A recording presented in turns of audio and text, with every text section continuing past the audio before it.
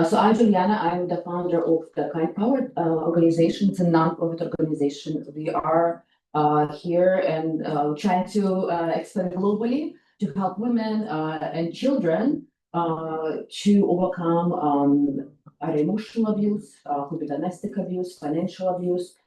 We see a lot of women who have been going through a lot of those type of challenges, and they also become easily victims of scam, fraud, being taken advantage from different perspectives. And this has impact on our children, the way we raise our children, and we want to help those women in need and also drive socioeconomic change across the world. We're starting here in Austin, starting locally. We do have some women who are supporting us in other states in the United States, but we also do have some alliances within Latin, Argentina. We're building some alliances within Africa and Philippines as well. So it's really growing really fast. Thanks for all the wonderful women who are volunteers, such as Chloe, Annie, Luciana, Eliza. We're all here to do good and support the mission. I think Chloe will mention in the end that we are taking more volunteers. If you want to help contribute, please feel free to do so. Just a bit of a background on how we started with the Kind Power. First of all, I am an immigrant myself. I came to the United States a long time ago. I was a teenager. I came with only $100 in my pocket. And actually, those $100 I borrowed from my aunt. So it was not even my money. I had to work and give that money back.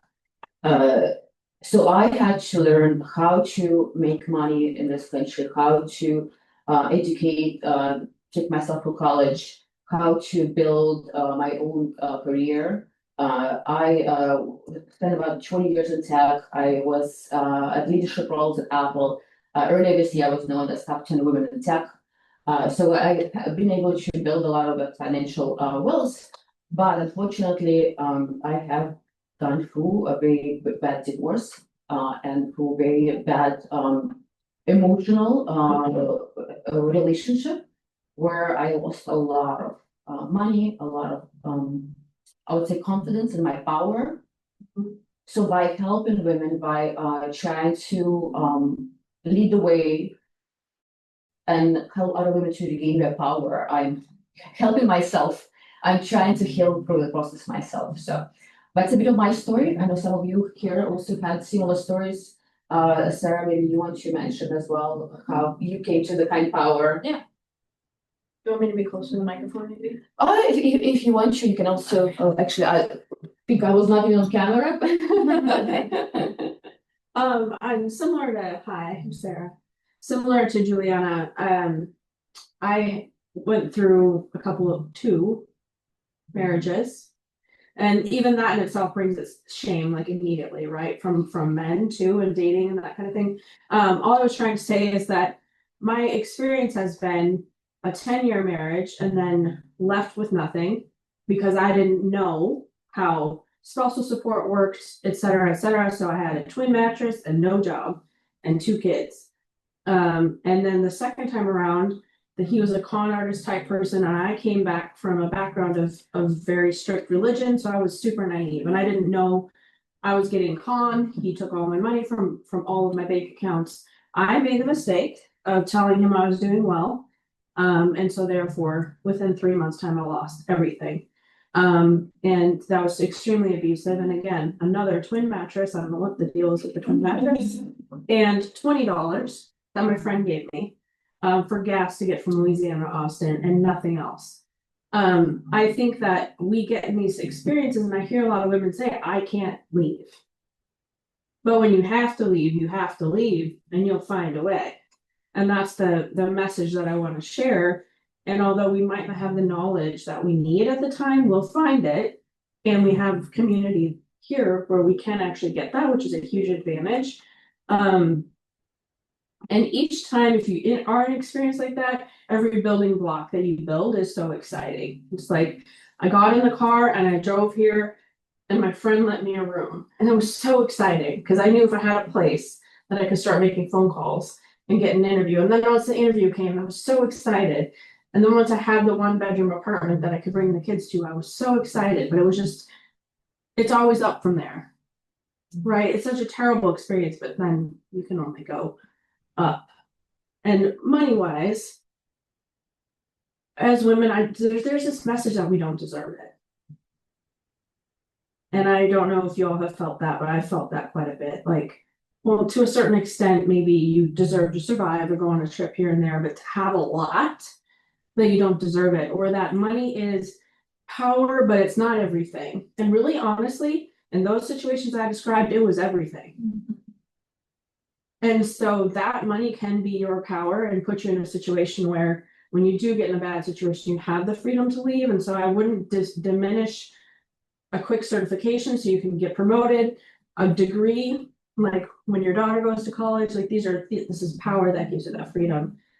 And if we don't have the money, we'll get it. And that's why we're here. Amen.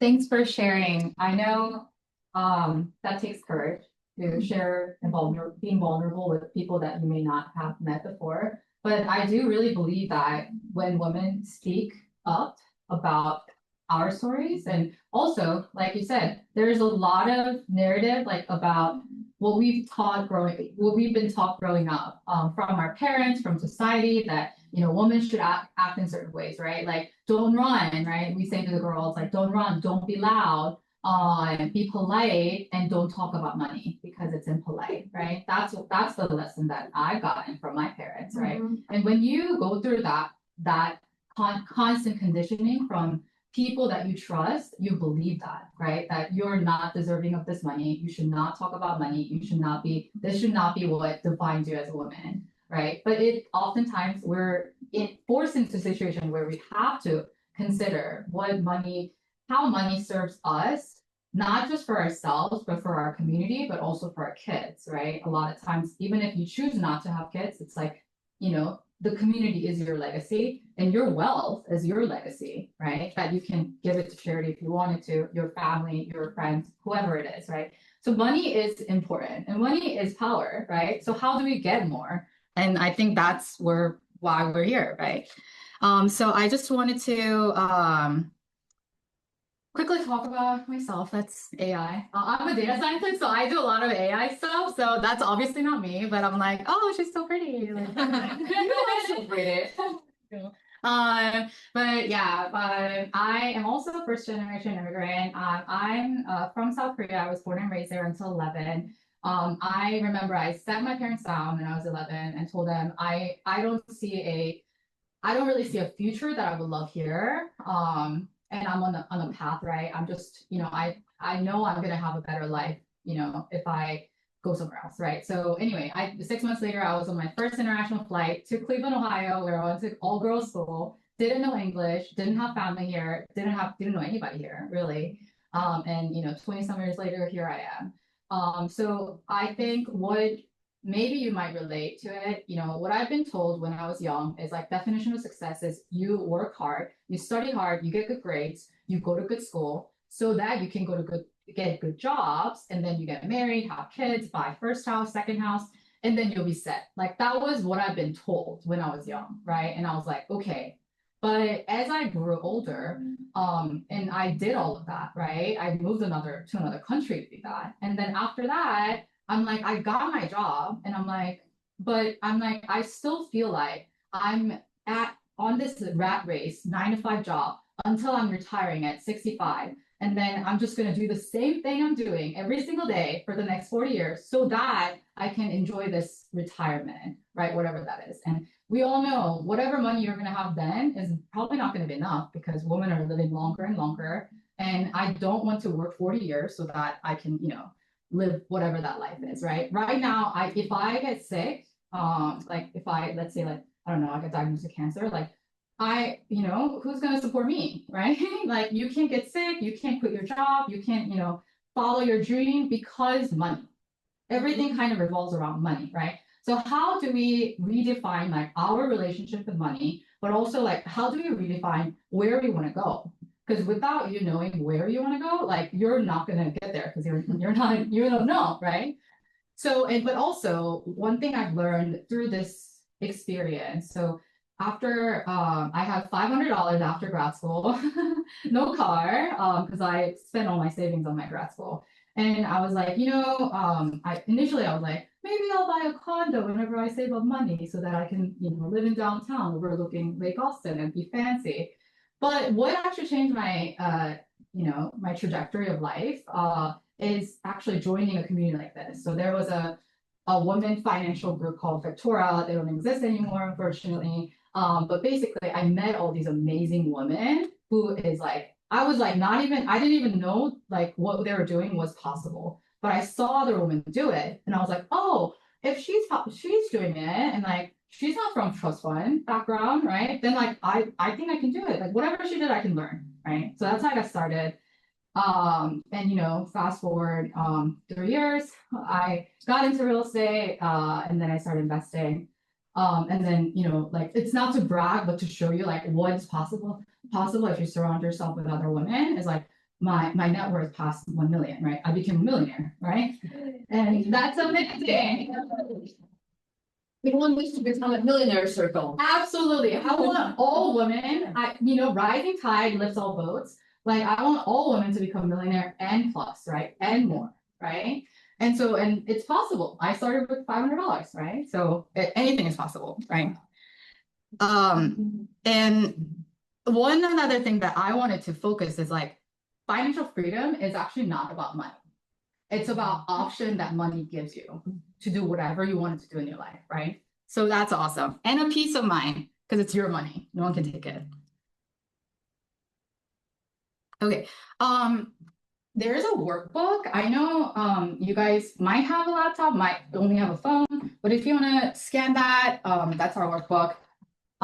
We're also going to send it after, yeah, right? Yeah. We're going to send a copy of like this presentation, so you'll have it, copy of the workbook, so you'll have it, and then we'll send other resources and what you can do to like get involved later. It's really long, don't get overwhelmed. But I just wanted to like give you resources and things you can do if you want to continue this journey, right?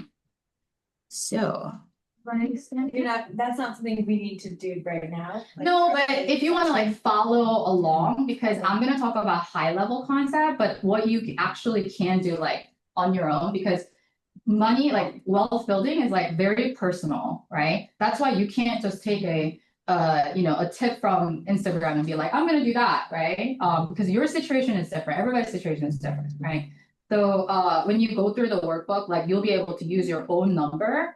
And one thing I want to emphasize is like wherever you are right now, don't, you look, I hear this a lot from other women. They're like, I don't even know, like, I don't like money or I don't like numbers. And like, I don't even want to look at my bank account because it's like depressing, right? So like, I haven't looked at it, right? Like my investment account. And I'm like, that is like the worst you can do because knowing is half the battle of where you are. And like, we sometimes have this like sense of guilt or like, I don't know, shame when we think about money, especially if you don't have money, right? But there is nothing wrong with that because we were never taught this growing up. School never taught us. If your parents apparently were supposed to teach you, I wasn't taught this, there's no shame or guilt or anything like that when it's money. Money is just money. It's, I like to call money energy. And so, for those of you who like more of a, I don't know, like manifestation, affirmation, that kind of, I mean, some people might call it woo-woo things, but I love it because it really helps you have a better relationship with money, right? And yourself. So, all right. So I actually want to start with a breathing exercise because I think a lot of time, money can be really difficult conversation to have, a difficult thing to know.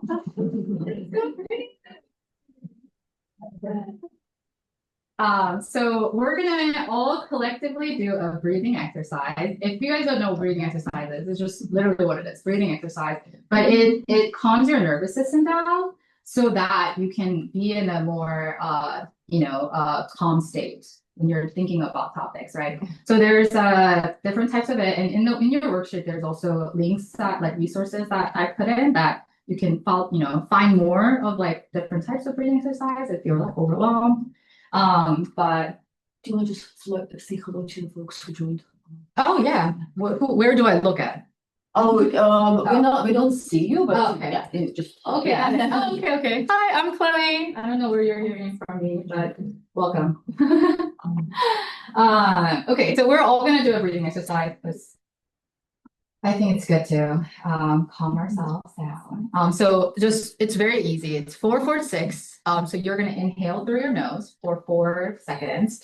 You're gonna hold that breath in for 4 seconds, and then you're gonna exhale through your mouth for 6 seconds.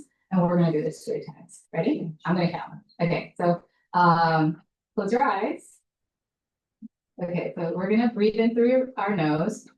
1, 2, 3, 4. Hold it. 1, 2, 3, 4. Exhale through your mouth. 1, 2, 3, 4, 5, 6. Inhale.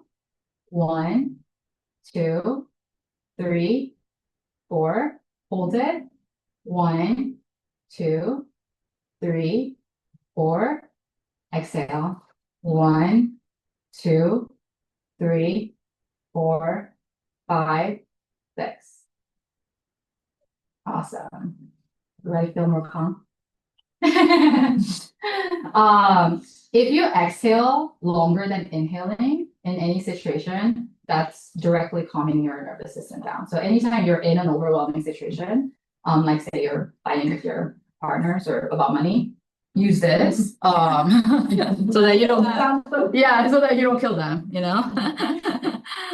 so I'm not going to go through every single slide because it's a lot of material that you can look at it, but I just wanted to kind of show you, like, let's say, I think this, right? We all knew that women on average earn less than men, right? Especially women of color. We also save 30% less than men in terms of the retirement, even though you work the same out years and, level, right? But also, 1 in 3 women will experience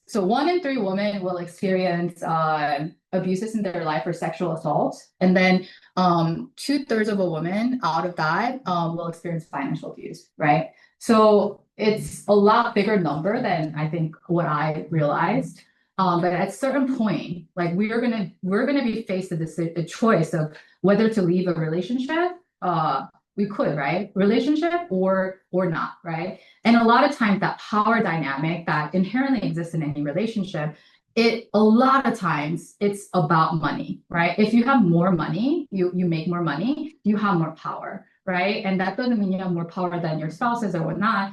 But when you're having that argument about money, you can stand on your ground more firmly, right? So having money matters, right? And even if you're a stay-at-home mom, there are ways to invest and have your own pockets of money, right? And it's really important that we all have our own money, even if we trust our husband 100% of the time, right? I'm not married yet, but women on average are less confident than men in terms of making investments. And oftentimes women cite that they're not good at math. That's the main reason why they don't want to invest, right? They're not confident in their ability to learn. But only around quarter of women have money in stock market. So like you're not alone.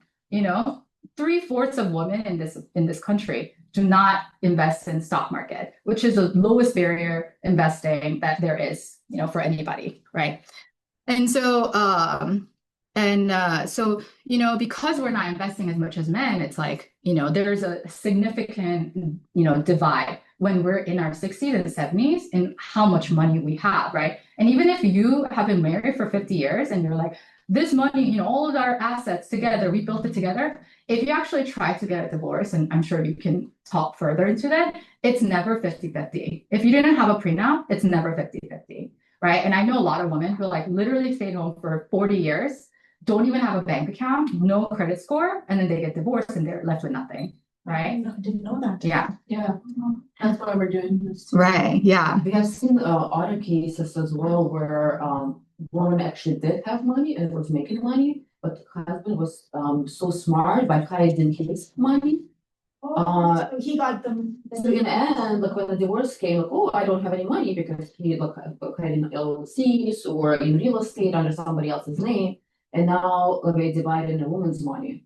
So it's like when you think about money, you don't just think about having a bank account, dividing his money. Make sure you protect your own money as well. And we're all going to marriages, thinking about like, oh, it's going to be happy ending, but we never know what would happen in life. Absolutely. Yeah. 50% ended in divorce. So we should be prepared, right? But good news is studies found that women on average are better investors than men. Yay! Because we're smarter. I mean, come on, guys. We are right? smarter. We really are. Cautious, maybe? Yeah, so we choose opportunities that have a better return that has a less loss. Less risk? Yeah, well, no, not less risk, but less loss in the end, right? Just FYI, when you're thinking about investing, there's oftentimes correlation between rewards and risk. Risk, yeah. So if there are some things like, let's say crypto, right? It's more volatile. I would say it's more risky, but there might be a more reward, right? Than like say a US bond, right? Yeah. Not risky at all, but the rewards are not as much, right? So just keep that in mind as you're thinking about investing. But there's $30 trillion coming into the hands of women in the next 10 to 15 years, right? So and I think how women want to invest are different than men. And I think that's why because there aren't as many opportunities, when people are sort of talking about, oh, you want to invest in this or that, it's never to us, right? And so I think women invest differently, and how we invest is different than men, and what we need in order to invest are different than men, right? And what we want to do with the wealth when we have wealth is different than men. So men, they're like money, right? Like I want to buy the nice, whatever, coolest car and house and whatever. Women, we think more about our families and communities and like how we can do better with our society. And oftentimes we give more to charity, right? All of these can be actually your goals, part of your goals, right? You wanna give to your favorite charity $50,000 every year, and that's your financial goal. Like amazing, like we can make that happen, right? All of those, we can do it because money is power, right? And so I'm not going to spend too much time on this, but who has read or seen The Secret? Okay, amazing. Strong believer. Yes, 100%. And I just really don't think it's a woo because like I feel like I did this. I do this every day.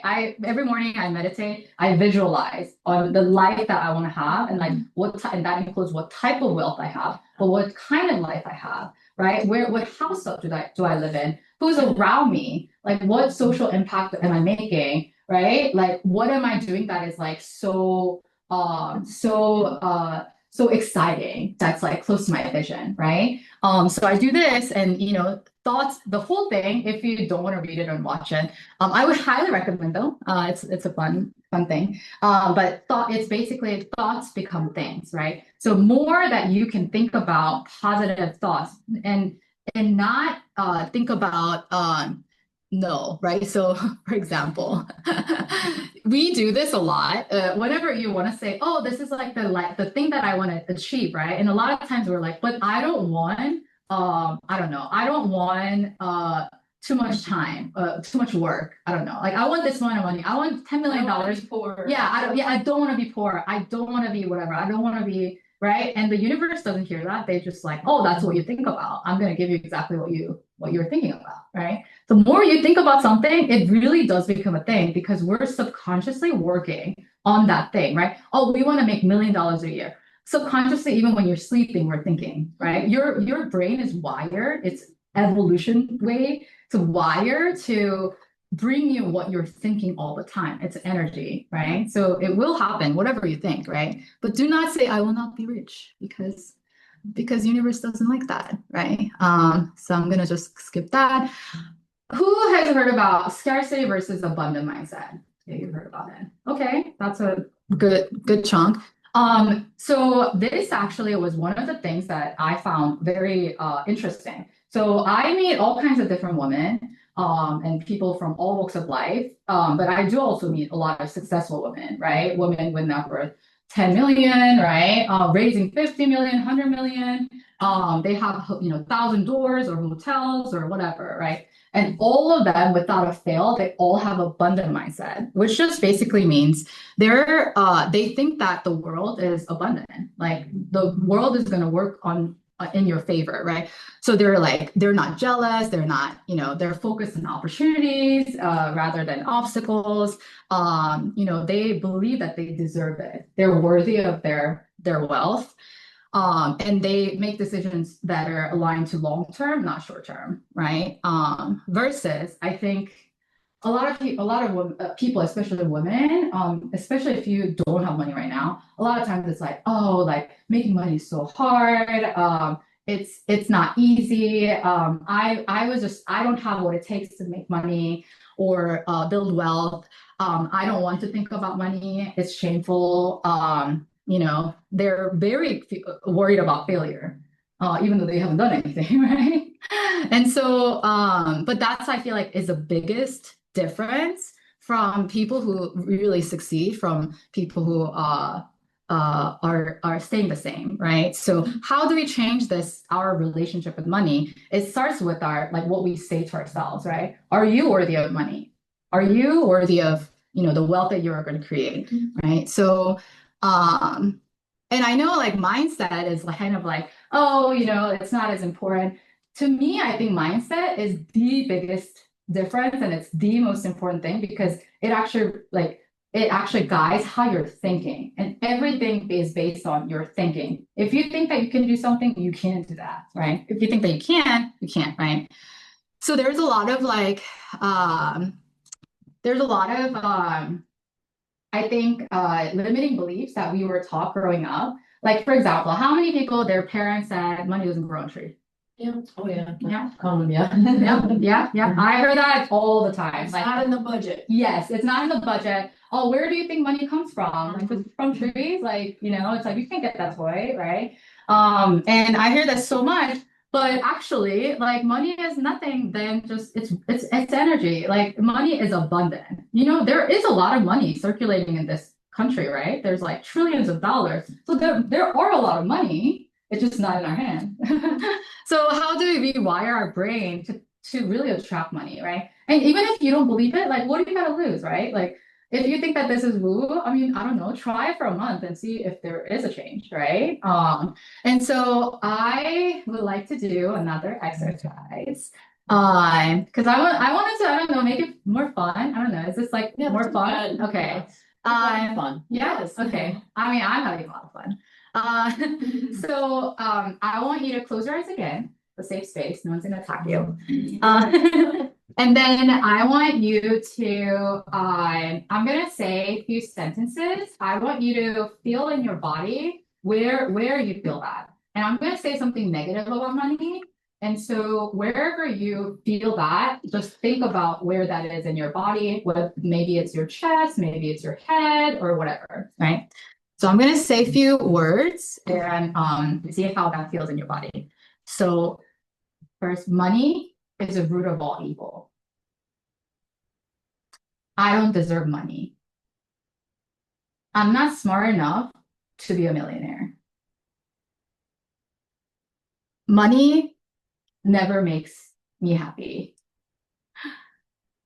I don't have what it takes. All right, so everybody, you feel that somewhere in your body? Yeah. Okay, it's in mine is in my chest. Heavy chest. Heavy chest. Yeah. Okay, so now we're gonna gently tap wherever that is, whether it's chest or head or wherever it is. We're just gonna gently tap it. Gently tap it. Close your eyes again, and I'm gonna say a few more sentences, and then see how that feels while you're doing it. Okay. So I think like a millionaire. Money is a tool for good. I use it to create a positive change in my life and the world. I'm a money magnet. and I attract abundance easily. Financial success aligns with my values. I release all guilt about desiring wealth. Being prosperous allows me to help more people. Wealth allows me to live authentically, supporting my dreams and those of others. I've become more and more successful every day. I create prosperity with integrity and kindness. My goal is to become a millionaire and more. I am a confident investor and I'm in control of my financial destiny. I am in charge of my emotions. I invest in knowledge before I invest in assets. I focus on building my net worth. It's easy to generate passive income through my investment strategies. My money works hard for me and makes me more and more money. Okay, how do you guys feel? Like way more empowered. At first I thought when you had asked about the where do you feel in your body, there were a couple that I felt like I had been punched. Oh. And then I was talking my belly, but then for some reason I wanted to shift up here. And like as you said each thing, I like just let myself be like more and more like my chest, like I do this. So I think there really is something to that mind body and that confidence. Yeah. I'm gonna do this every day. And in a year from now, you guys can ask me. Are you a millionaire yet? Yeah. Yeah, we should do the same one a year from now. And then how we Yeah, exactly. And ask everybody. Some of these things actually I did tell myself a few weeks back. Yeah. Because of some situation that I was in where I felt I wanted to help someone, but I could not. I was just helpless. And I was like, if I had the money, I would be so much more, I would do so much for me, my loved ones, and for others. You know? Yes. I have felt that in the last few weeks, but I felt helpless. I'm like, okay, I don't have any money. So, oh my God, any of that. Right. But I feel like you could have money, right? Yeah, but I do. I think I could, but I keep thinking how. Change the messaging to that money is coming. Yeah. Like it's coming But to then me. when it comes and I start working and I'm like, okay, it's just a 9 to 5. Yeah.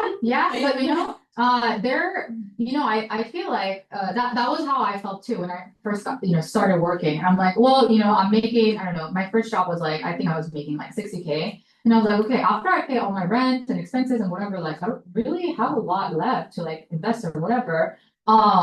But I quickly realized there are ways to make money, and money makes more money if you invest, right? There's like a famous saying within like personal finance, right? Saving alone will not get you wealthy. No one that's wealthy ever just got there by saving. It's all through investing in various different forms, and we're going to talk about like what that could be like, right? But even if you can just invest, I don't know, $25 a week, right? Which I'm like, that's like, I don't know, that's like Starbucks, if you drink Starbucks, I don't know.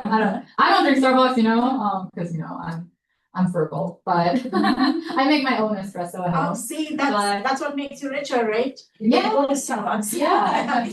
And there's also do you guys know Cody Sanchez? She lives here. Yeah. She's kind of famous, right? Yeah, she's based in she buys like businesses, right? But she's a big like a persona and on like social media. She has this saying, money is like a cruel mistress. If you don't pay attention to her, she'll leave you. So that's why more and more you think about money, like that's how you attract it, right? And more you feel more confident about your money and how you're managing your money and growing your money. And there's so many ways to do it. You're gonna attract more, right? So we just need to talk about money more, think about money more, but in a smart way, right? Because we also don't want it to overwhelm our lives, because we as a woman have a lot of other things that we have to do, right? Children, right? Or I don't know, our loved ones, we take care of them and whatever it is that you want to do. We have a lot more obligations, I think, than men on average, I think. Yeah, so we can't overwhelm this, but this is a crucial part of life. how can we, this cruel mistress, how can we manage her so that she grows more and she have more bunny babies, right? But you're gonna have all of that, so that's good. There is also a risk questionnaire. You're gonna get this like presentation. You got this before in our previous email.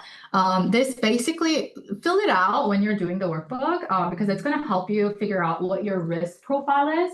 And that's really important. And that's why no one person invests the same way, because everyone's risk profile is different and everybody's appetite is different, right? As well as where you're at financially right now, right? So if you have, I don't know, $100 in a bank account, how you're going to invest is going to be different than someone who has 100,000 or a million, right, in their bank account, right? So understanding your risk profile, and again, your risk profile can change in a year.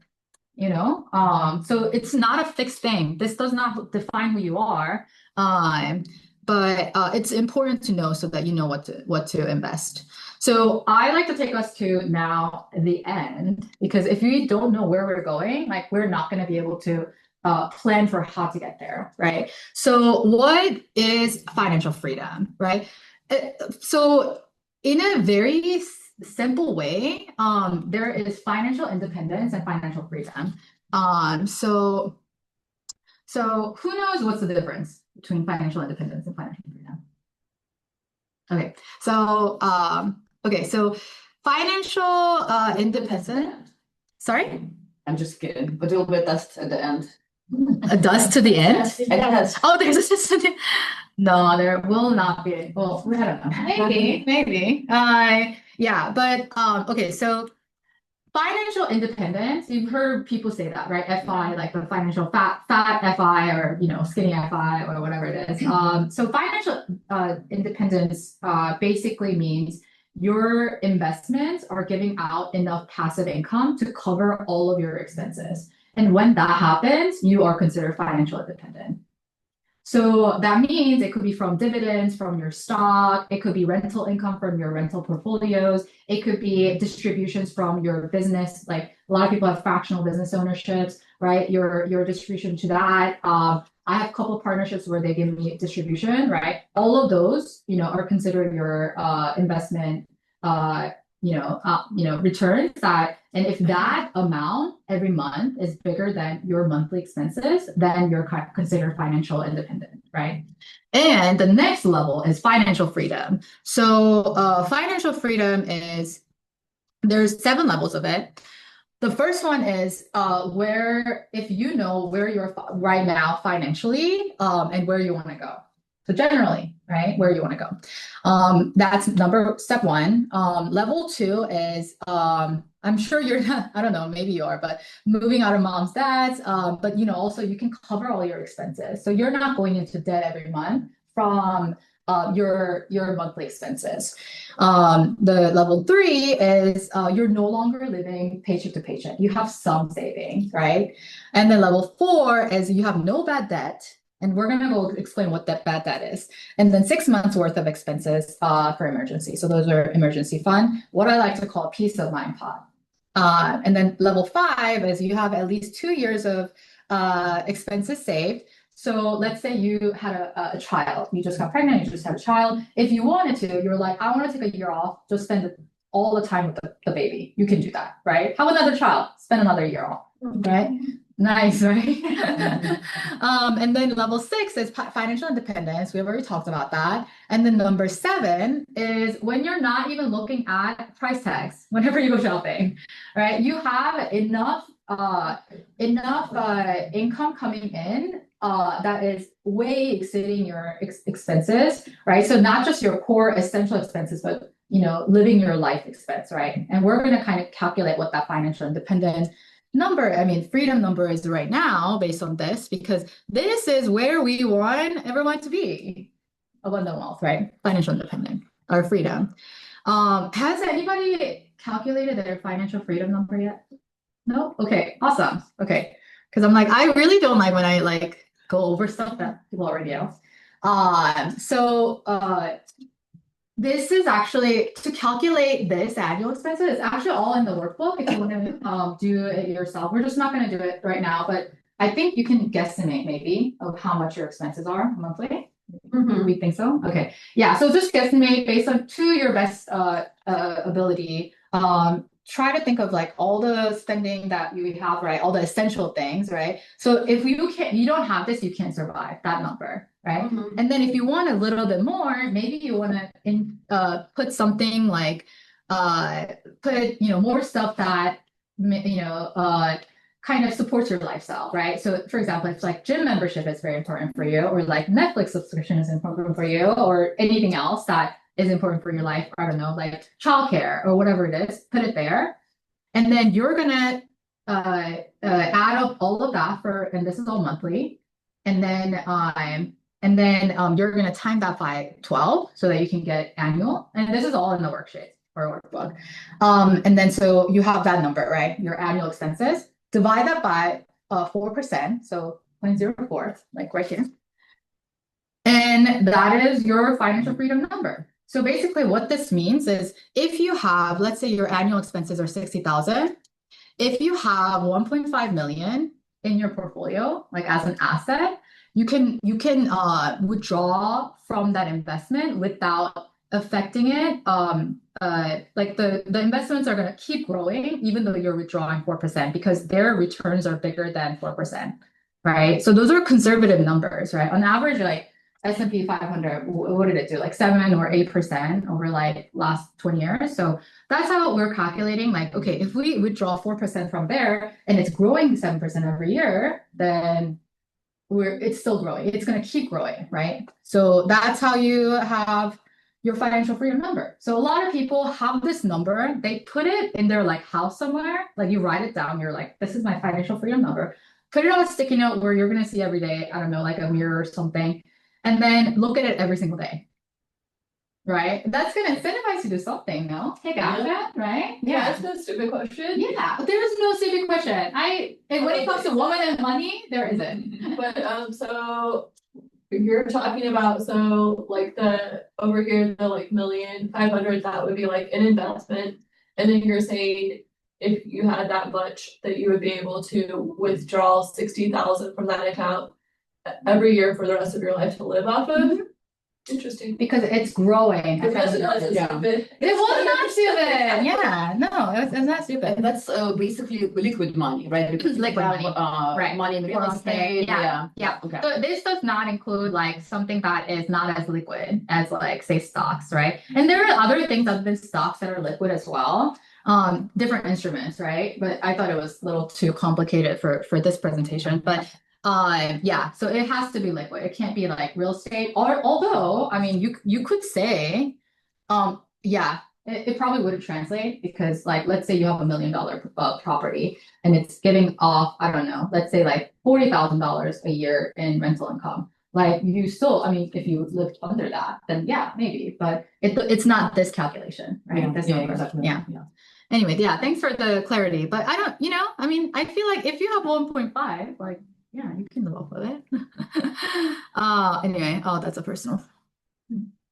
Okay, this is just saying, you can take a look at it later. It's just saying like, so, you guys all know like law of compounding, right? So that actually directly answers like, or addresses sort of what you're talking about. Like, well, how are you doing that? Like, how are we withdrawing all these like $60,000 from, and then it still grows? Because the law of compounding, the eighth wonder of the world by Einstein, right? And it is really, truly amazing, right? If you start from 30 versus 40 and you just literally contribute $500 monthly, this investment is 800,000 versus this investment is, can't really see, but this investment is 380, right? You just started 10 years later, right? So that's why I love that you brought your daughter here, because like that's exactly what I'm gonna do when I have daughters, right? Like I'm gonna contribute from early on, right? Your birthday money, your, I don't know, grandparents' money, I don't know what it is, like bar mitzvah money. I'm putting all of that in stock, and then when you turn 18, like you can have this.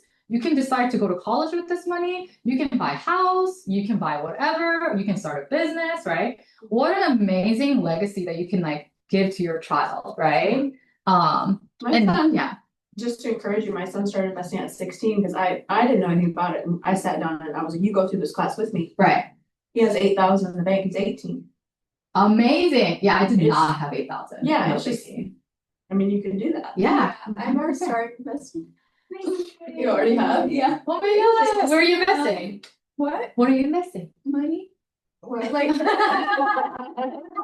She has it in BTI and BO. Oh, okay, amazing. You know, honestly, I know people are like, oh my God, is it fine if I just do index fund? I'm like, there's a book, it's by J.L. Collin. It's like the simple path to wealth. I would highly encourage you to read it if you are on the path. Yeah.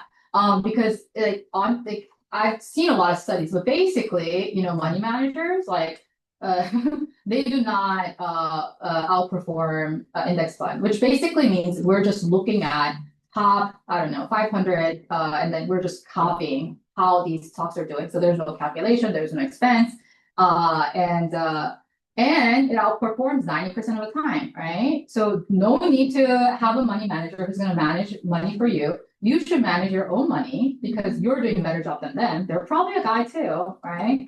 And they can't possibly know what you're going through, I think, in your life as a woman.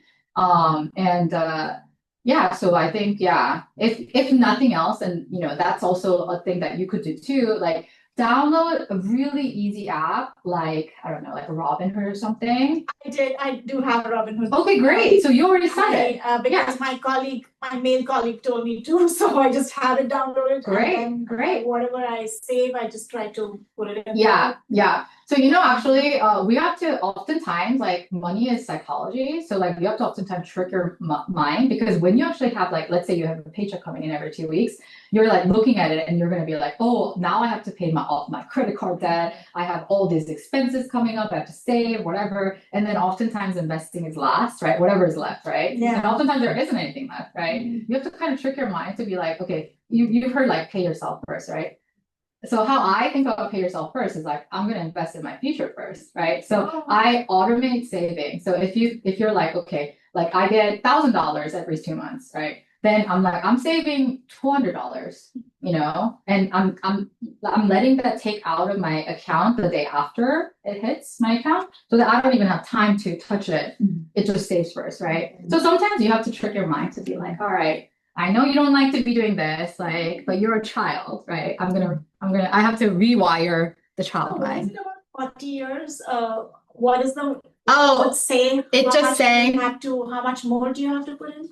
Oh, so it's not more that you have to put in. It basically shows like if you started from age 30 versus age 40, 10 years after, investing in the same exact amount of money every month. What happened? Then you're gonna make 800,000 if you started from 30 versus 388, right? Or 80. Oh, wow. Yeah, so Almost that's a million. Yeah, almost, yeah. So it's like it's a pretty big difference, right? So it's just to show the time that's in the market oftentimes is more important than how much you put in the market, right? So if you can start now versus you're like, oh, I don't know, just put in $25 like every week or every month, right? And see what happens. And you're like, okay, next month I can do 50. The month after I can do 100, right? Yeah. Are you gonna go over like specifically what kinds of accounts? Like I'm thinking of Roth IRA, but I'm not sure what. Yeah. Okay, so you're gonna go over. Yeah, I wasn't gonna go over specifics because this, I know, I think we're kind of limited in time. I can go over some, but what I was gonna do is that this one, it's like I wasn't sure what you guys wanted to learn. If that's something you guys learn, next time that we have an event, it could be in person, virtual. We don't really care, however you guys want to meet. We can go over and be like, okay, what exactly? How are we actually financially planning? Like actual steps for you, right? And then what is the action you're going to take, right? Are you gonna do more Roth IRA? You know, so that, you know, because you think that you're going to be in a less taxing bracket than later in 20 years, right? Or are you going to do this, or are you going to max out whatever, right? Or are you going to do more of like real estate, right? Or are you going to do something else, right? Everybody's situation is different. Everybody's risk tolerance is different. So, you know, there's so many things that we can go over. We just need to know what you want to go over, right? So I was actually going to do this next time, but basically delay is the enemy of growth, right? Don't delay, law of compounding, right? And then And when you're thinking about, and so this, I think, now that you know like what your financial freedom number is, right? It's that big number, right? And like make it bigger, you know, like your wealth is based on the size of your vision, right? Your thoughts. These are all just like our thoughts and imagination, right? Yeah. If you set your goal bigger, like I guarantee you, even if you don't get there all the way, you're gonna go farther than if your vision was really small, right? So set big vision, right? But there are 3 rules when you're setting these goals. Now that you have financial freedom, now we have to talk about how we're going to get there, right? Or not how to get there, what kind of life you want, right? Because it's like, okay, do you just want to make a lot of money? There's a lot of ways to make a lot of money, but like, you know, if you saw like entrepreneurs who are like burnt out, making $3 million a year, like, is that the life that you want, right? So you have to be really specific what you do want, and as well as what you don't want, right? So rule number 1 is your financial plan goal has to be measurable. So it can't be like, I want to be happy. Like, of course, we all want to be happy, but can you measure your happiness? So you know when you're 100% happy versus 88% happy, right? So that's not really measurable. So it has to be measurable. Rule number 2 is 10x. If you think I'm going to save, I don't know, 10,000, make 100,000, right? You never know what's going to happen, right?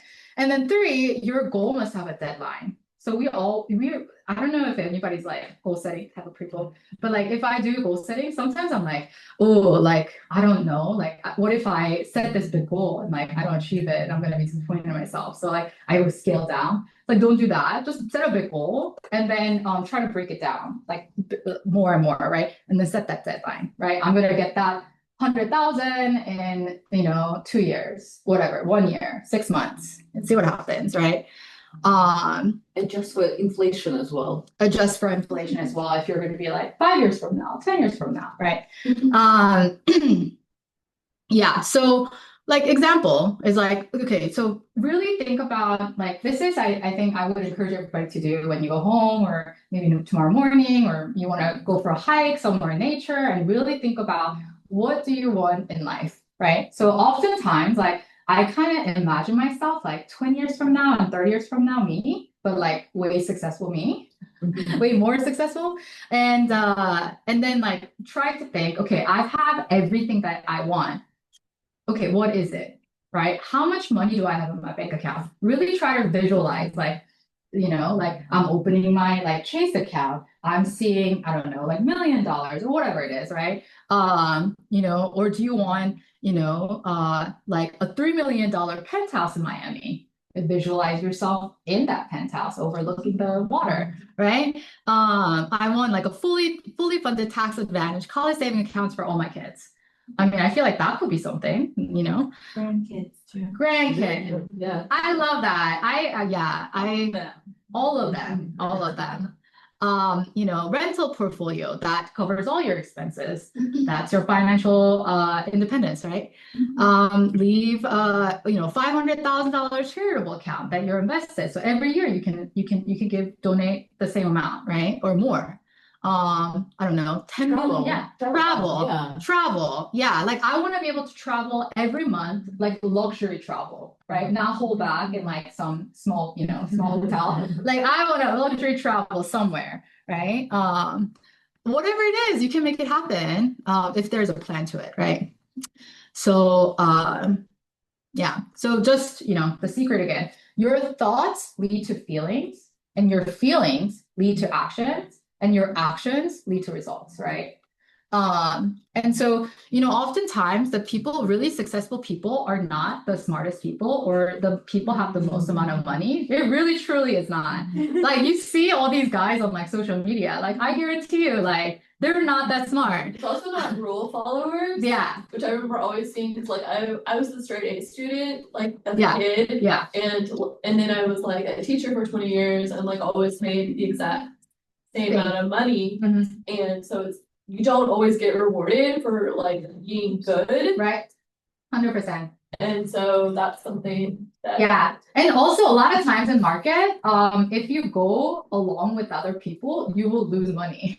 Right. So sometimes you have to like see the pattern and be like, okay, everybody's selling. Should I sell? Should I not? Right. So don't follow other people. It's your life, right? Like it's your life, it's your money. Like I think the biggest unlock for me is when I stopped caring about what other people judged about me. right? You want to post that thing on Instagram, do it. Like, you know, you want to. For me, it was like there was a lot of I don't know, limiting belief, I guess, of like, because my parents always like kept saying like, so I wanted to buy a first house, right? Story time. Wanted to buy my first house, and my mom goes like, like, are you sure you want to do that right now? Like, you don't want to wait until you're married so that your husband can make hard decisions for you? And I was like, lady, I've been living by myself since I'm 11. Like, what, like, if I can make this decision, no one else can make this decision, right? And really believe in yourself that you can do it, right? And so, it's really important that, you know, to understand it's like people who are successful, that's not because they're special or more smarter than you or have more money than you. They simply have the courage to take action, even when you don't have all the knowledge and all the information. And I think what maybe, just what I see from women is that, we hear this, right? Women will only apply for a job that they feel 100%, qualified for, right? Versus men, it's 30%. If they see like any word on it, they're like, I'm applying. I don't care if I'm not qualified, right? Sometimes you have to have that mindset to be like, all right, little, right? Like make that investment, make that decision. And it all takes one decision, right? It's this one decision to come to this event and learn about whatever we're learning. Or it's one decision to download Robinhood and make that first investment, right? Like, I don't know what to do with the app though. Oh, really? I just put money into it. Put money into it. But there are things you can do to invest, right? Yes. Surgeon's less risky one. There's like a Robinhood Gold account that gives you 4% interest. Yeah, that's what I'm doing. Okay. Start is valid. Yeah. You can figure out more. Yeah. Oh yeah. First step, if no one's doing it, if you have money sitting in an account and you don't know what to do yet, I'm like, move it to high yield savings account first. Yeah. Right? Find that. Yeah. And then decide if you want to invest, right? Yeah. At least that's gonna give you what? 4%, right? Yeah. So I mean that's better than 0.01% that Face gives, like from, so definitely do that first. And then make a decision, right? And so, okay, well, I don't know where everybody is at, but basically the first thing you should do, let's say you have debt, let's say you have a credit card debt, like consumer debt, or you have, I don't know, like a student loan, and people ask like, okay, I have debt, but I also want to start investing. What should I do? The first thing you should do is to have emergency fund, even if you have high interest debt. The reason is if you don't have an emergency fund, let's say you got into like a car accident or you have to go to a doctor, like emergency, whatever, it could put you further in red and delay that, right? So you should have an emergency fund first so that you will not go more into debt.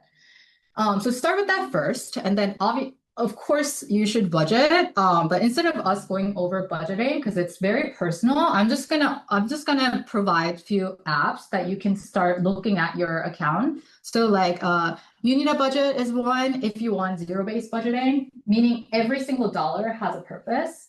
So it's a little bit more work, but you will get to know a lot about your money and how you're spending money. Or Rocket Money, or I don't think Mint is around anymore. I have Rocket Money, and it really helped because this spring I like own my own house and I have one renter in it, but I wanted to move downtown because I was really isolated and just lots of stuff. And that like helped me with making the decision to like have both like still having to pay for my mortgage and pay for my apartment, because it really helped me like look at all my bills like critically and see like how I could cut back. So it like allowed me to basically spend like twice as much as I usually did temporarily, if that makes sense. Yeah, Rocket Money has been really helpful. Yeah, for sure. And everybody operates differently. So I don't say like, oh, you should do this because it's gonna work. But you should definitely at least know like 3 numbers every month. So overall, how much you've spent, right? So expenses wise, right? How much has gone out of your pocket?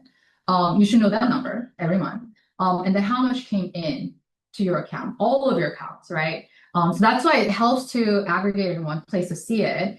And then also I look at how much was fixed fixed thing, meaning like you can't change it. It's not discretionary. So like housing, for example, you can't fix that, right? If you have a car payment, you know, it's fixed expenses, right? Anything that's fixed, I don't know, student loan debt, like every month you're paying, right? Those are fixed. And then how much, so that you can see the trend every month of how much you've spent over what you needed to spend, right? And if you need to adjust a little bit, that's fine. But you know that, and then I go a step further. Every month I calculate my net worth because I think you know it motivates me. Honestly, I'm like, oh shit, like this month, like stock's not doing well, like it went down. I'm like, okay, like what else, right? So.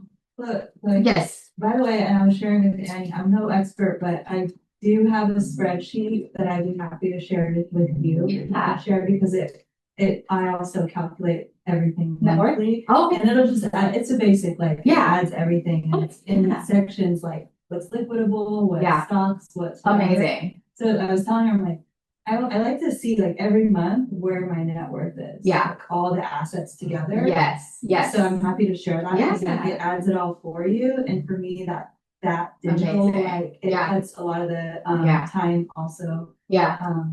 and effort. Yeah. No. Yeah. If you want to share with Annie, I think we're gonna send the follow-up Yeah, email yeah, after yeah. this event Yeah. with all the resources that we mentioned. So we'll yeah, that's awesome. Yeah, we'll do that. Use whatever tools you have to automate it. It's important to do it. Like so. Because I know that this is not, you know, your favorite thing to do. Probably like how this is how you feel like doing taxes. I don't know, hopefully not. Yeah. So what I do is, this is another thing to trick my mind, is like I try to make a really fun experience out of it. So I take myself out on a date, like a money date. So you choose whatever, you know, there's like these coffee shops or like this new restaurant or whatever that you know, or bar that just open and you're like, oh my God, it's so cute. Take like, I don't know, like an hour, 2 hours, like on your calendar, mark it every month and be like, this is my money day. This is like my sacred time and I'm gonna make it fun. I'm gonna order like, I don't know, really good coffee or like a drink, like, you know, it's gonna be, I don't know, like just make it really fun so that you're looking forward to it, that you want to keep doing it, right? Because keep doing it is what makes it work, right? So just, you know, make it fun, right? Or and also if you I think what also would be very helpful is like if you're kind of like, oh, I don't like doing this alone, finding an accountability partner. So find another woman who is kind of on a similar trajectory as you, and then be like, you want to be my, you know, money bestie, you know, and like, you know, we have a coffee date like every month, and you're just gonna wear like a really cute dress that you always wanted to like wear, and then go out and have fun and have like that money conversation with your bestie, you know. And so we're gonna have like a Slack channel and like a WhatsApp chat group that people can join. And if there is a interest, like we can also help you find an accountability partner. I think it's so isolating and it feels really lonely when you do this by yourself, right? Everybody has to do it. Like money is for everyone. But when I first got started, it was just me and like a bunch of bros because I'm in real estate, right? So I'm like, it was very isolating. So I had to start my own group of women investor group, right? To literally have other women to talk money with and investing with and real estate with. So yeah, if you guys want, we can help pair you guys off so that there will be like accountability buddies. But let us know if that's something you want. Okay, so I'm gonna briefly go over because there's so many options that I can't possibly talk about everything in detail, but if there is an interest, I can also do another session. So there's, well, in general, here is 3 things that generally you can invest. So there's one, paper asset. So anything that's not physical, meaning like it could be stocks, it could be CDs, it could be, I don't know, it could be a Roth IRA, 401k, anything that's kind of digital. That's considered paper asset, right? And then second, there's physical assets. So anything that you can touch, right? Like real estate, for example, that's a physical asset. Gold, silver, you know, commodities, those are physical assets. You know, it could be like art or wine. Some people invest that. You just have to know whatever you're investing, right? Don't invest in something that you don't know. That's rule number 1. I'm very interested in real estate because back home in my home country, my parents are into real estate. Like they don't work, they're retired and they just live off the rental money. Yeah. And they tell me, you should also move back. Why are you working? You don't have to work, just come back to it. I'm like, no, I want to have my own life. here, right? Yeah. But yeah, that's my interest. But now real estate is so hard, right? It's so difficult.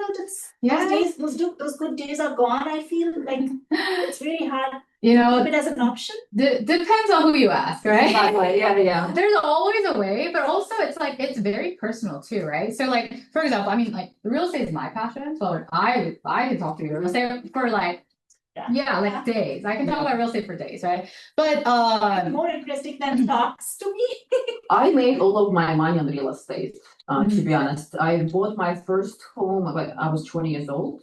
It was very, very risky. I bought it, it was at the bottom of the economic crash. It was one of the houses that auctioned. oh wow, I did that at 20. At 20, yes. How much was it? It was $80,000. Oh, But it was in 2002. right. It was a long time ago. Yeah. It was a lot of money for me because I was just 20. Just if you remember, this is when I came with $100 into the country, right? So I got it with zero down. There are ways as a first-time home buyer, you can buy homes with zero down on auctions. So I remodeled. I had some boyfriends that I the work. So I didn't have a boyfriend. I did all the work by myself. So you have to be smart. yeah, that's smart. Smarter. And then you have to live in the house for 2 years, not in order not to pay taxes. When you sell. I sold that home at $200K. Wow. So almost more than doubled. But no money in. There's no money in. That's Just the money for improvements. Yeah. And I paid it myself, things like that. So I basically did it like many times after that. Like I would take that money, I would buy another home and then double again and then do another one. So right now actually I do have a startup and I used to work at Apple, but now I'm able to run my startup and live off my real estate income. So what I learned, actually, you buy when everybody's afraid to buy. There are different ways. You could get a zero down, you could refinance later. I did refinance 100 times, but I would say that the best time is to buy at the lowest, like when the prices are lowest, right? And then everybody's afraid to buy. Like right now. Right now, like you can find houses on auction, foreclosed, a short sale, the best opportunity to buy. Yeah. I'm new to Austin, so I'm really scared. I'm really afraid to buy anything, but I want to know more so that I can buy. I really want to buy. Yeah. I'm really bored. I'm just not interested in paying rent every month anymore. It's been. But the property tax in Texas is also very high. So. Your property tax, you have to be smart about the property tax. Maybe it's not Texas, right? But still the market is good. But maybe it's not Texas, like maybe it's another state where you could invest, but you could still live in Texas.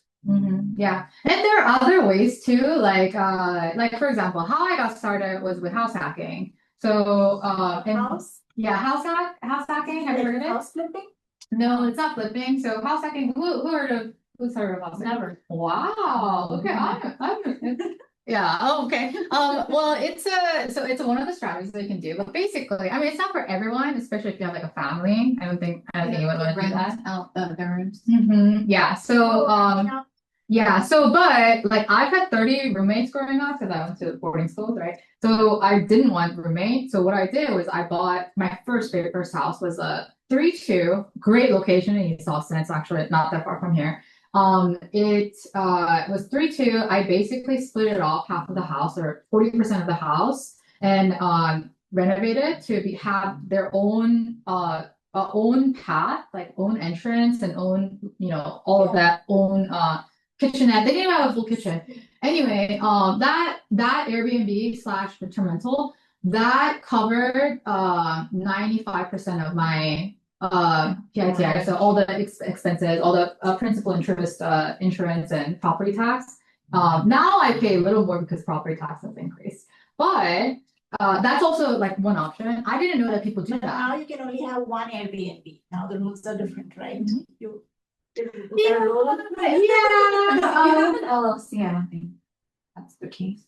If you have a business. Yeah, you can have it So you can own the deed under your personal name so that you can get the most favorable rate, like Okay. interest rate, but you can run that as an LLC, Oh, if that makes sense. Yeah, I know. But I would say real estate is very like local, like a location specific and like market specific. So, you know, you just have to like learn more, right? Listen to podcasts like Bigger Pockets. Like if you go to like a workbook, there's under the resources section, there's like other podcasts and like YouTube channels that you can follow. okay. I would just subscribe that, listen to it as much as you can, because like if you don't know what you don't know, right? Yeah. And that's the biggest lesson that I've learned when I got started is that, oh wow, I really didn't know what I didn't know, right? And only I feel like, you know, when you're taking that step of buying a first property, it's really scary, right? And the only reason I was able to do it was because I felt more confident after I learned. And I listened to literally thousands of podcasts, read all the books, I went to all the networking events, met all the people, and that's how I got started with development. So I built houses from ground up, right? And if I didn't meet all of these people and had all this knowledge and information, I wouldn't have been able to being confident, taking that first step, right? And I still don't know what I don't know, but I know more than before, right? Yes.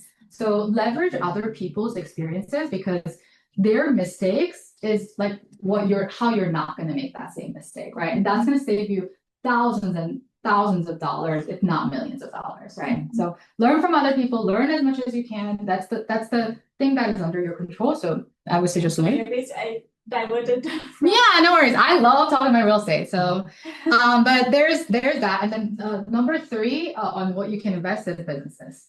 So you can either start your business or you can invest fractionally. There's a lot of different ways to do it. So those are 3 main pillars that you can invest. And within those pillars, there's obviously a lot of different things. Like, you know, even in market investing, there's REITs, which is investing in real estate, right? As a fund. And then, you know, if you want to, oftentimes the best way to invest more is by making more money. Because a lot of times it's really hard to cut our expenses without really sacrificing our lifestyle. And, you know, cutting doesn't get you as far as making more money, right? So how can you make more money, right? What are some of your skill sets that you can leverage to make more money, right? You can maybe teach online, freelance, digital products, whatever it is. Maybe you cook for other people and then make that a business. A lot of people just like, I just know so many people that are just like selling stuff. So Yeah. they're like finding something somewhere. Yeah. And like selling. Yeah. Yeah, like I got a table from this woman and that's like, she said, that's my side hustle. Yeah. Like, She flips the furniture. yeah. She's like, my wife works and I stay at home, I find stuff and I like sell it, resell it. Yeah, my friend did the same, except she upcycled it, so she painted it and sold it for double, right? Like, hey, there's a lot of ways that you can make money if you want to make money, and I think that's why putting that financial number on your mirror and looking at it every day motivates, because you're like, well, if I need to get to that, I need to make more money, right? And we're passing around the sign-in sheet, and it's important because that's how we're gonna send the email. Yeah. So make sure you're signed in. Sign in. Helping around instead of giving your name as well. Yeah, we'll find a way. But yeah, if you can sign it, yeah, I think that'd be great. And I wasn't sure like where you're at, because I'm like, oh, what if you guys know all of this? I'm like, whatever. So there's also a lot more advanced like things, and I'm just saying this to y'all so that you know that what is out there, right? That you can invest, that you could consider, right? So for example, like, I don't think, you know, this is not as common for people to invest, but I love it. So there's these things called like syndication. Basically, you're pulling money with other investors to buy something bigger. So for example, a lot of people buy apartment complexes, self-storages, industrial offices, you know, medical buildings, all of that, commercial real estate. Sometimes businesses you can buy in this way, and it's a very specific legal structure that you have to follow. Same with private credit. So you can become a bank. I don't know if you knew that, but you can actually lend to other people your money and get interest off of that in a shorter period of time, just as if you're a bank, right? So like stuff like that exists, right?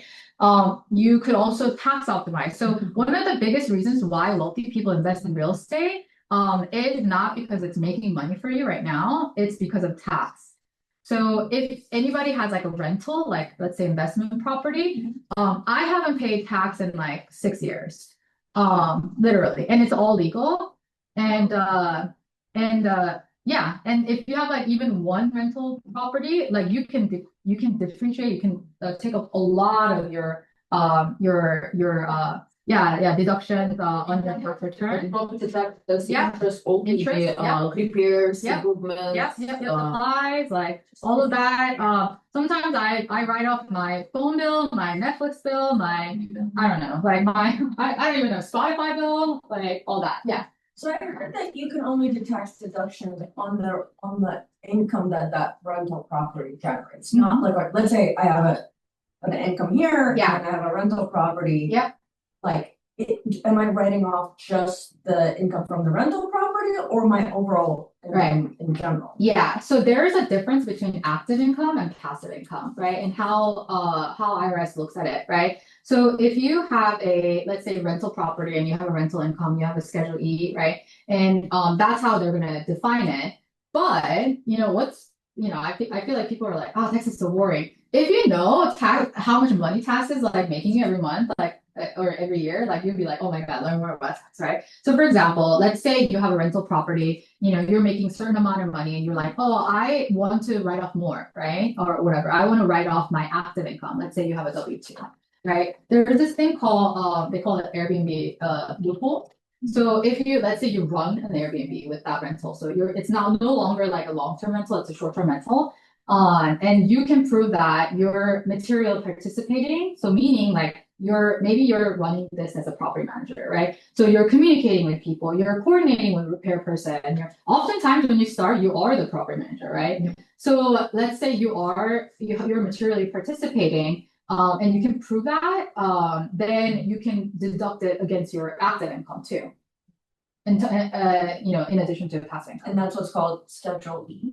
Or is that something? Schedule E is a form that you file for the rental income. So income and expenses, and that's where you're gonna say, like, I want this depreciating items, like this is repair, this is supplies, this is whatever, this is property tax, this is interest. Yeah. So that's why also like this is so there's so many creative ways to make it work. And that's also why you need to have a really good tax advisor who can help you file this in a way that is advantageous to you as an investor, right? And not every tax advisor knows how to do this. That's why like it's important to find the right one. Same with wealth manager, right? Some people are not fiduciary, or they're like, I get commission from selling these products, right? And oftentimes they're not looking at it out for your best interest, right? So you have to find right people in your team to help you support this and give you information on something that you might not know, right? Or maybe you, to be honest, oftentimes you actually have to bring that up to them, right? So a lot of times I bring it up to my CPA and my tax advisor, and and I'd be like, hey, are we doing this Augusta rule? Like, why aren't we doing it? And they're like, yeah, what is that? Yeah, what is it? And that's the time you need to fire that student, right? Because I'm like, I shouldn't know more than you. Like, it's your job, right? So who you have in your team is really important. And I think that's why like I want more women to have these kinds of conversations, because when you actually are like, oh, I have this question, other people have that question too. And then other people are going to be like, oh, I know someone who's really great, right? I have someone really great, right? It's like, oh, you can use my person. And that's how like we grow bigger together, right? And I don't know about you, but I'm way more willing to help a woman than men.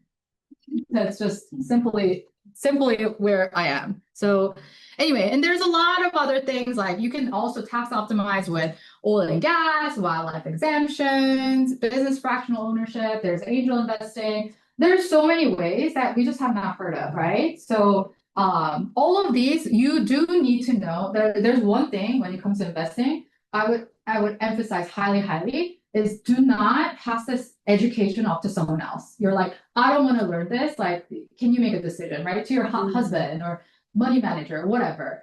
It's like, you care about your money the most. There's no one else who cares about your money more than yourself, right? And that's why we need to know more, like be educated more, so that we can make an informed decision that's best for you, right?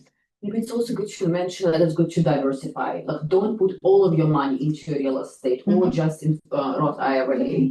Because you never know what's gonna happen with the market, like real estate, Mhm. exactly, so diversify. Right. In the balance that works best for you. Right. Yeah. Yeah.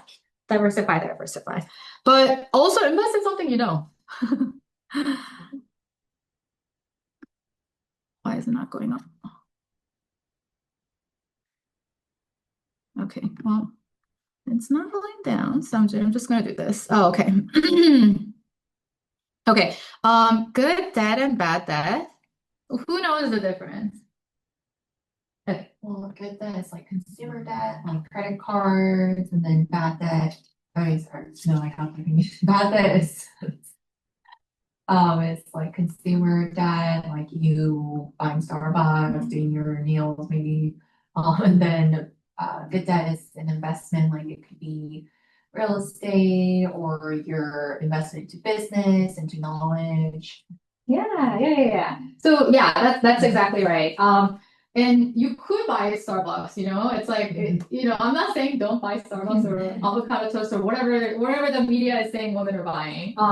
But so bad debt is consumer debt. So, but you can buy it. It's not a debt as long as you pay off every month, right? As long as it doesn't incur interest and Builds your credit history. it builds your credit history. Oftentimes it gives you a lot of points, so you can go travel for free, right? So it's a good thing if you know how to manage it, right? And if you have a control over money, then it's not a bad debt if you pay off every month. But bad debt is something like she said, consumer debt. Maybe it's more like, I don't know, like I want to say things that are depreciating, like cars. If it's not making you money, it's basically bad debt, right? So like that's literally it. If something is putting money in your pocket, that's a good debt. If it's not putting money in your pocket, that's a bad debt. So for example, student loan, right? Is it a good debt or bad debt? That's right. In personal finance and investing, everything is depends, right? Because it depends on your situation. So if it's making you money and you're like, oh my God, it's like I went to master's and then I have like, I don't know, 100K debt, but it's making me money. That's a good debt. If you got I don't know, like a philosophy major, hopefully I'm no philosophy major. You're like a philosophy major and you're like, oh God, I can't find I can't find a job. That's a bad debt. Right? So money in pocket or not in pocket, right? And I think a lot of times if you really look at wealthy people, you actually don't know that they're wealthy. They're like driving some like crappy car and yeah, they're frugal. Yeah, exactly. And so, I think a lot of times when you see these guys buying like Lamborghinis and like, like Aston Martin and like, I don't know, like boosting, bragging on social media, like I can guarantee you they're not wealthy unless they are really wealthy, but most of the guys are not, right? Because really wealthy people don't have the need to like keep up with the Jones because they already know they're wealthy. You don't need to prove it. The people who are proving it is the one who doesn't have money, right? So you don't have to fall for that trap of like, oh, if you buy this, your life is going to be better. I often have like little tricks, like because I don't like to spend money on things as much. Like I want to do it for experiences or my assets, right? So like, let's say like I put something, I'm like, okay, I want to buy these 5 things on Amazon. I will leave it in the car for like 5 days and then come back in 5 days. And do I really want it? If I still want it, I'll buy it, right? Yeah. If not, you probably didn't need it anyway, right? It's just gonna be a clutter in your house, right? And then I highly encourage you to go to the workbook and really try to calculate your net worth, right? Like what I know it might be uncomfortable at first, but if you don't know, I feel like that's even worse because you don't know how much you did in your art. Well, even watching it increase $50 a month, it just makes you feel good. Yes, like it's all about the momentum and where it is. Is it going up or down? Yeah. Right? Or you could do this, but can you make it go up like on average in a long term, right? So there's a lot of things that you can invest, but the order in which people want to invest is, I think, what they're concerned about, right? Because there's a limited fund that you can invest every month, right? So that's up to you. And next time, if that's what you guys want to do it, then we can do it. But yeah, there's a lot of things that you could do. So I think knowing your number is really important because that gives you the basis of where you want to be or where you are, and then also net income. And this is important because if you don't know your net income every month, like you don't know your risk tolerance, right? And you don't know what you can invest. If you don't know how much money you have every month in your account and how much you have left over, you won't be able to invest with high confidence, right? Because I'm like, what if like I need this or that, right? And also that's gonna give you a peace of mind, the emergency fund, right? So everybody know how to calculate their emergency fund and how many months?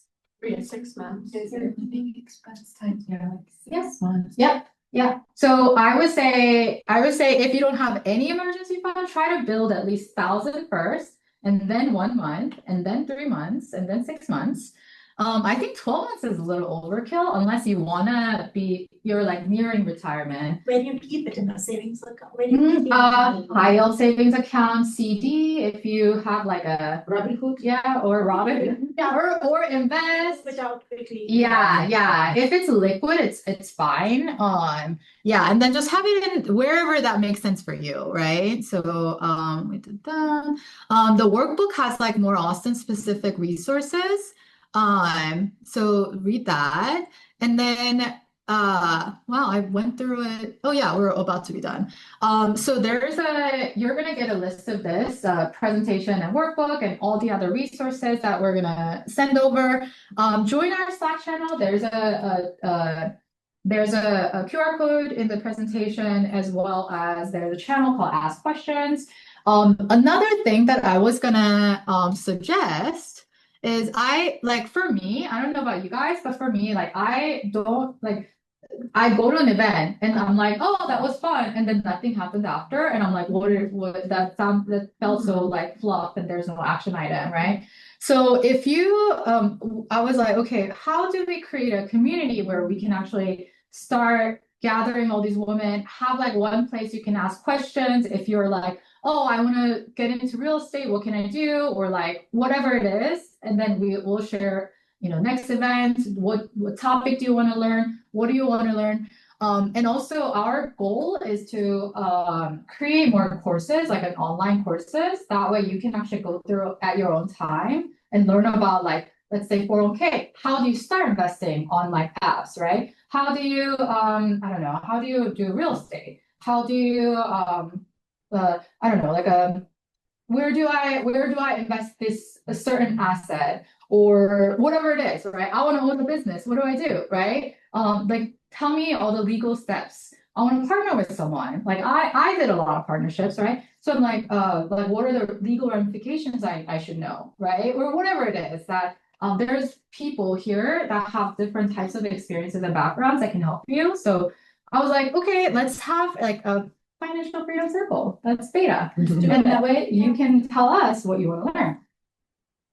So feel free to fill out that questionnaire for those. It's also coming in the email. Yeah, it's also coming in the email, so you can join. We're probably gonna only ask like these kinds of questions to people who actually join this WhatsApp group. I will send you after we get your questionnaire, and it just asks you like, what's your goals and what do you want to learn and stuff like that. Once I do that, I'll send the WhatsApp group invite, and then we can, we'll probably only do like a initial course, like asking and like, do you want to take this, all this stuff to hear extra resources or whatever. So yeah, feel free to do that. What is your ask from us or from the community in terms of where you want to take your brand, or like what would you like help with? Oh, that's such a great question. I love when people say that, because I love when everybody has an ask for everyone, because who knows like who can help, right? Yeah. So my like grand vision for the future is to start or own a woman only wealth management company. And because I'm data scientist that does like AI, I'm like, I want it to be, have AI where they can, it's kind of like a financial coach. You can help you answer all of these questions, learn a lot of like education. Maybe you can get connected to wealth advisors, tax advisors, or whatever. And then also alternative investing or stock, I mean, both, right? But opportunities that you might, that are vetted or whatever. So it makes it easy for a woman. Like my goal is to make easy for a woman to invest more money. So my ask is actually this, because I think everything starts from education, right? So I want to be able to develop out, courses that actually help women take action to invest, right? So that means I need a lot of feedback. So please join. You are a non-profit organization, company, and you just do this to help people. You spend your time. Yeah, we basically, Yeah, we're all volunteers. Yeah, we're like all volunteers. Chloe, Sarah, Stella volunteered for that. Annie, Lucia, Liza, we all, come from different backgrounds. I'm from tech, you're from more investment. Stella is our photographer.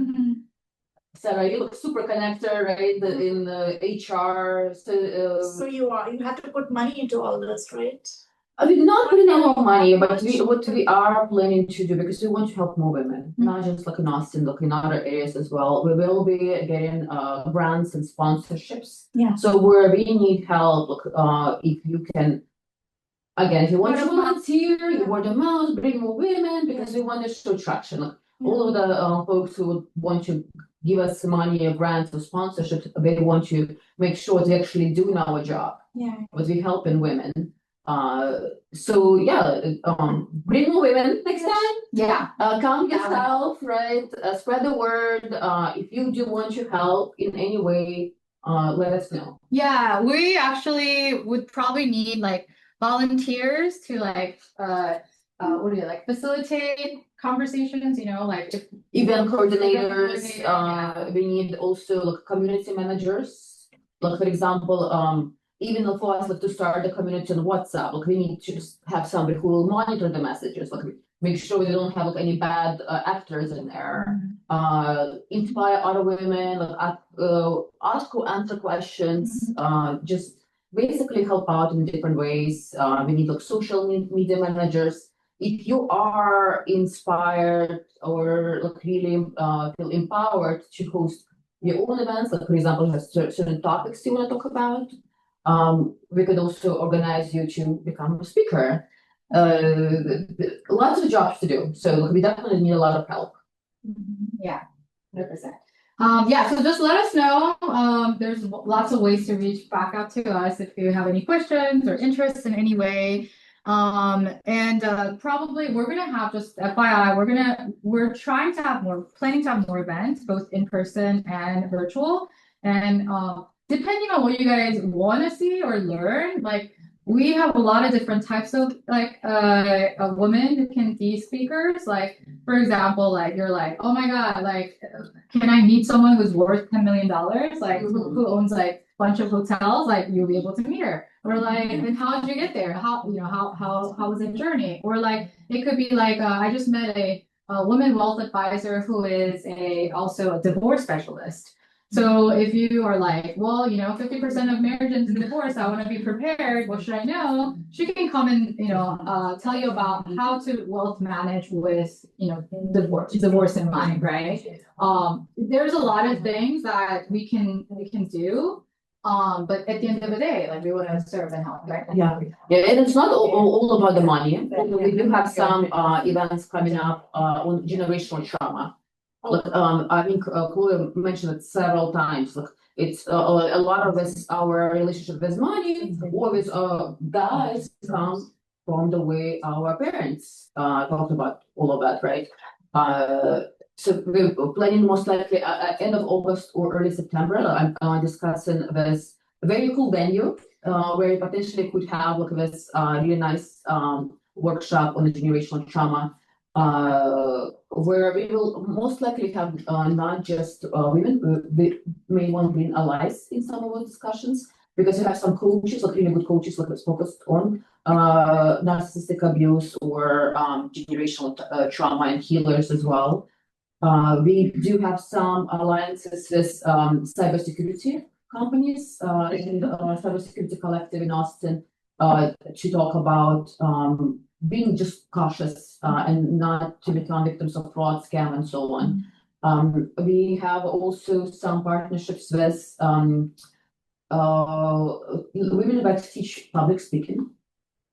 In case, again, a lot of victims of all of this abuse, they have lost their voice. I have lost my voice for about over a year. I couldn't speak up. For me, it's actually, this week is a big moment for me. Earlier this week, I spoke in front of 350 people to present my startup. So I am reclaiming my voice. And by doing so, I feel better now. Physically, emotionally. So if you want to learn how to speak up and reclaim your voice, we have workshops on that as well. So yeah, and I do want to also have one workshop related to startups because I have my startup. I spoke at the University of Texas earlier this year about my failures as a female founder. I want to make sure that other female founders don't make the same mistakes. So I want to make an entire course related to that as well. It's really brave. Yeah. I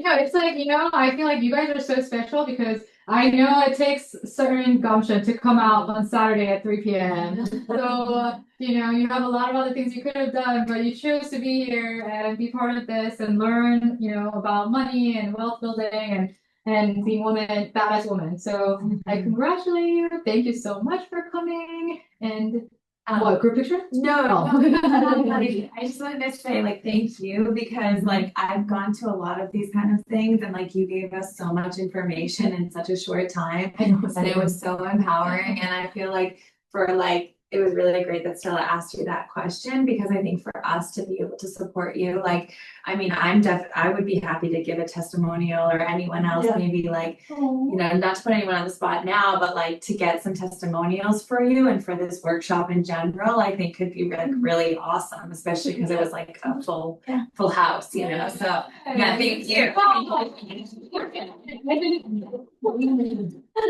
Thank you so much, guys. Yeah, and we want to do more. So help more women. And amazing. Honestly, we all will be more wealthy. We're gonna be wealthier, right? Yeah. And she felt confident strategy, maybe on the way to become a millionaire. Something, I don't know, but we're all gonna be wealthier because we're doing it together, right? So yeah, I'm so happy that you guys are here. You guys make me so. One last silly question: Do wealthy people buy lottery tickets? No. I don't know a single one. So it's a waste of money, right? Yeah. Probabilistically, you're not gonna win it. So why spend money to But you know what? So actually, I worked at Apple, and one of my coworkers, he was very rich. He the person who had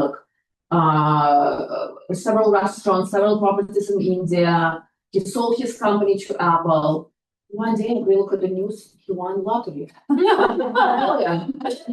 my God! Did I just roll my eyes? I just really funny. But he went to a gas station. He was getting $2 buying a drink, and he thought, "Oh, just give me a lottery ticket with that change," and he wins.